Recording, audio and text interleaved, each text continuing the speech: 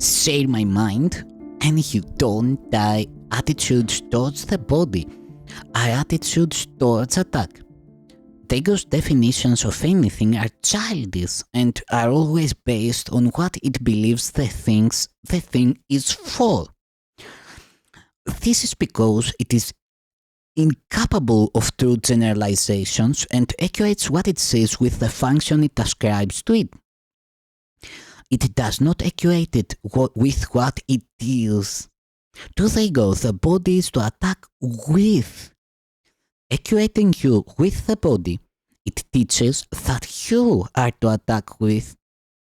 The body then is not the source of its own health.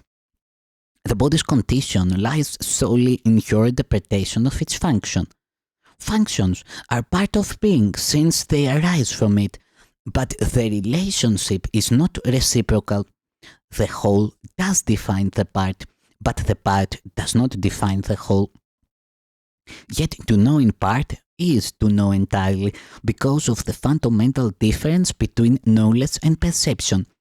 In perception, the whole is built up of parts that can separate and reassemble in different constellations.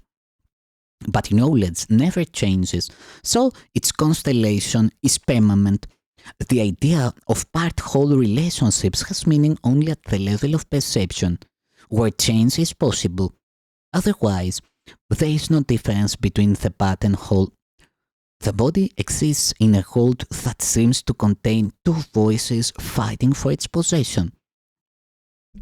In this perceived constellation, the body is seen as capable of shifting its allegiance from one to the other, making the concepts of both health and sickness meaningful.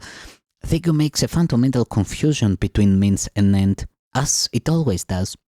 Regarding the body as an end, the ego has no real use for it, because it is not an end. You must have noticed an outstanding characteristic of every end the ego has accepted as its own. When you have achieved it, it has not satisfied you. This is why the ego is forced to shift ceaselessly from one goal to another, so that you will continue to hope it can yet offer you something